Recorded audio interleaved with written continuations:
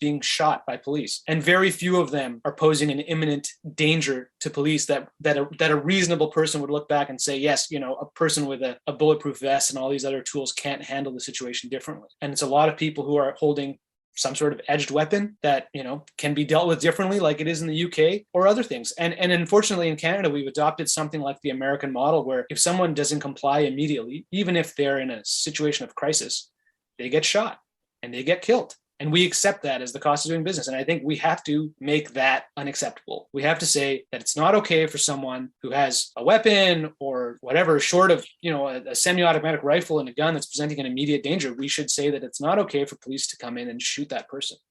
And certainly not for someone like Anthony Heffernan, who was holding possibly a syringe in one hand and a lighter in the other in his hotel room, minding his own business, ostensibly. Yeah. That we shouldn't accept that person be shot and killed. And that, I think, is a bigger cultural shift that has to occur. We have to look at the UK and not say, oh, we're doing better than the United States. That's not really acceptable.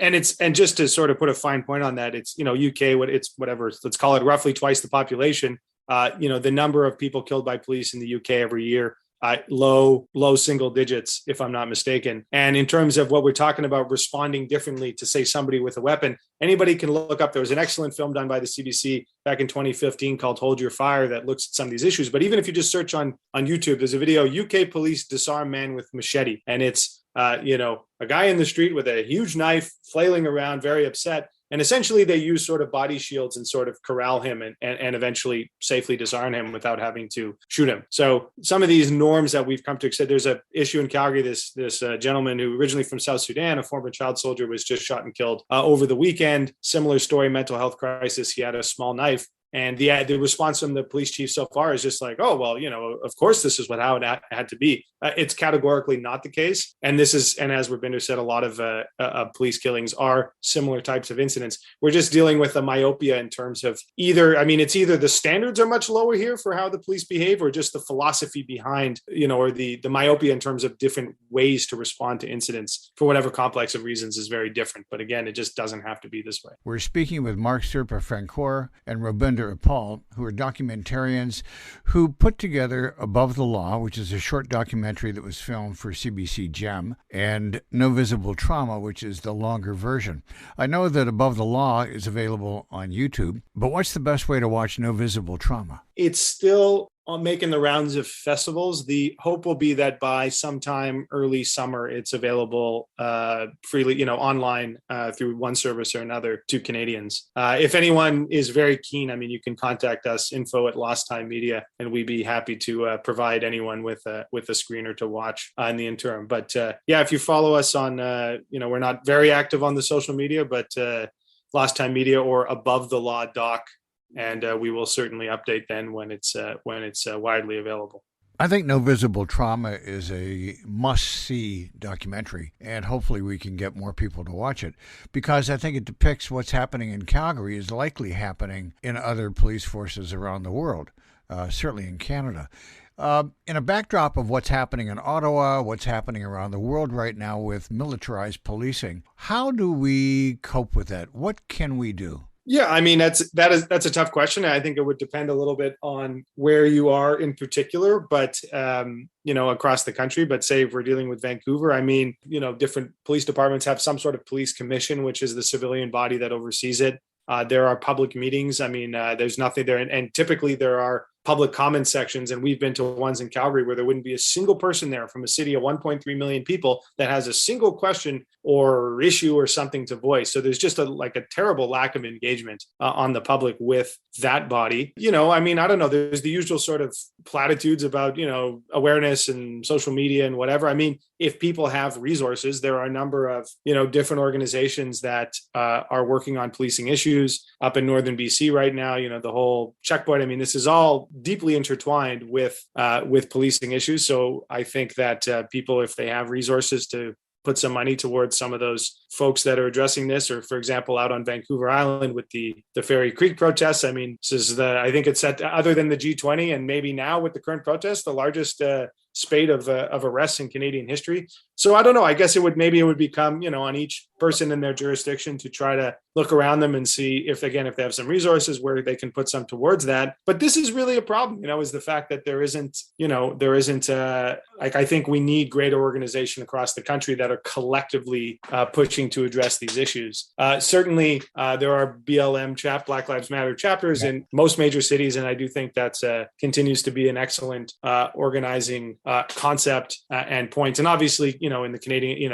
has a lot of the issues that we're talking about sort of included under the mandate of the organization. I'd like to add that I think a lot of the issues that we talk about in the film, impunity, lack of accountability, people being killed at the hands of the police, these are actually lose issues if we keep the status quo going. Yeah. And so I think when you're having these conversations with people who are flippant and say, oh, well, he had a knife, he should have been shot and killed, that's fine. Think about the police officer who did that killing. It's not good for that police officer. That's a person who's going to be traumatized, going to carry that with him for the rest of his life or her life.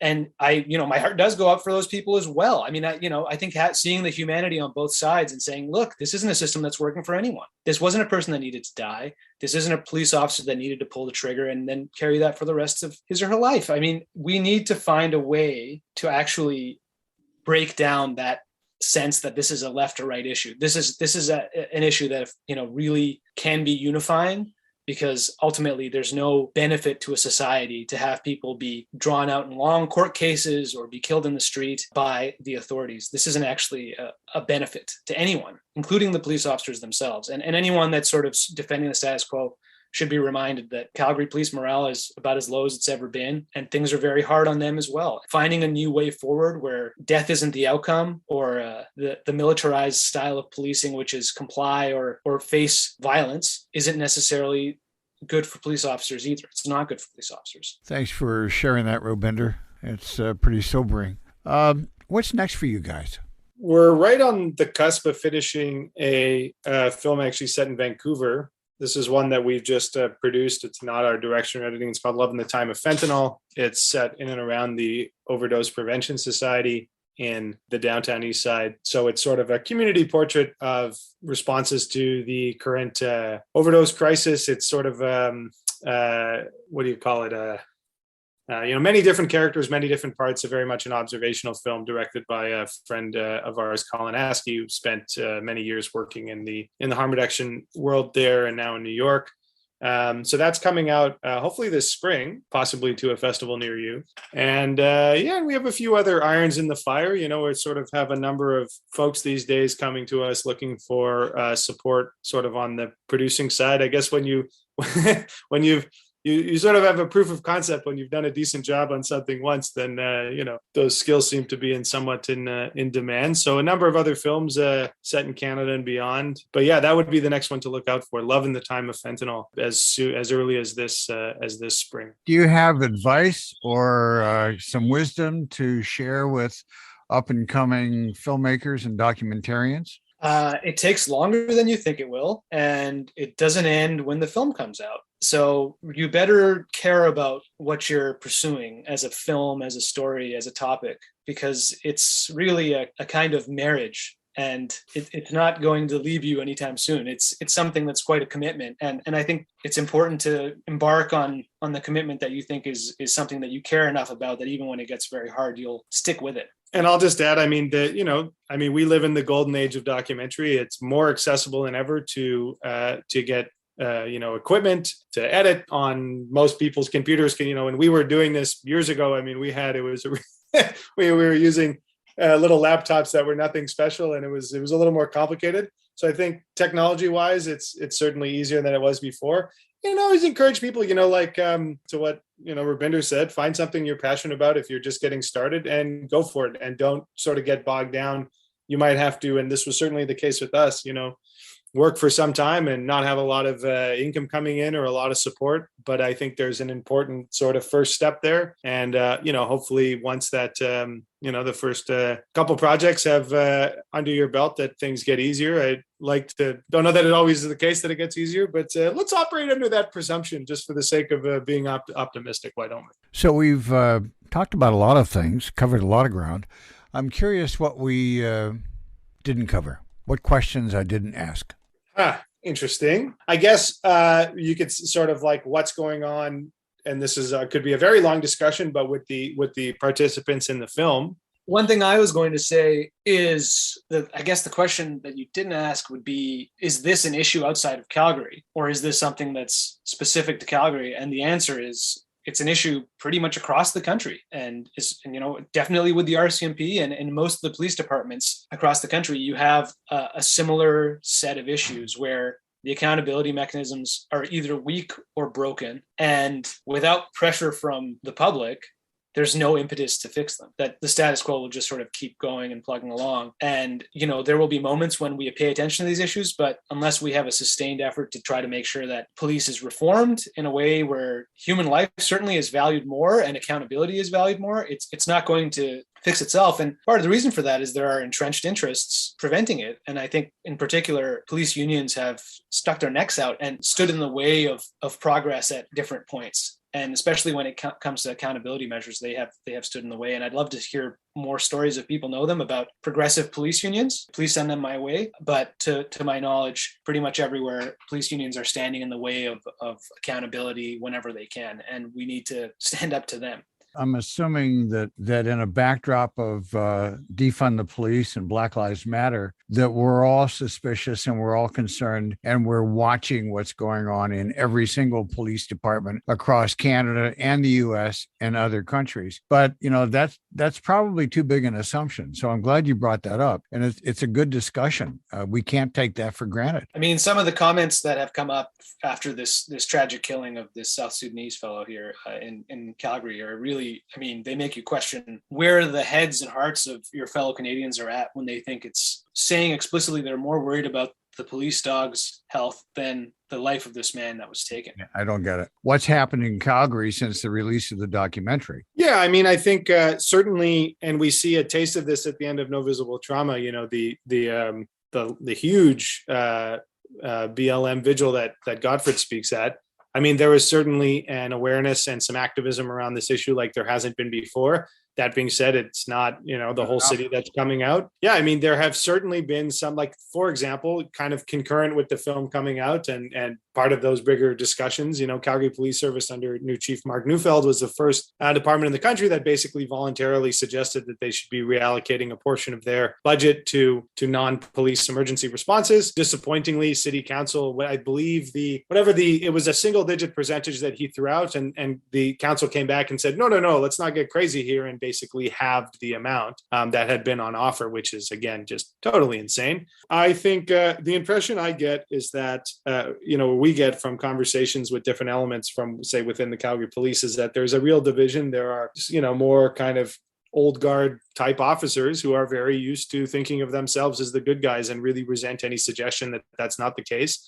And there are other, folks working there that just really are, not happy with the situation and the way that things are going. And but there's a tremendous amount of institutional intransigence in terms of actually being able to make change, and a lot of finger pointing, like, oh, well, we can't actually do this. We need the legislation needs to finish first, and then or it needs to change before we can do anything. And I don't find a lot of those arguments oftentimes very credible. So I don't know. I wish we could report that there was great things that have happened in Calgary. It seems to unfortunately have been a fair bit of more of the same, but there is certainly a scrutiny that there wasn't before. So hopefully there's some momentum building and it leads to some more substantive changes. So I know you took a couple years putting together and researching Above the Law, which became a longer documentary called No Visible Trauma. In a backdrop of what was happening in Ottawa and at our border crossings, how do you view policing today?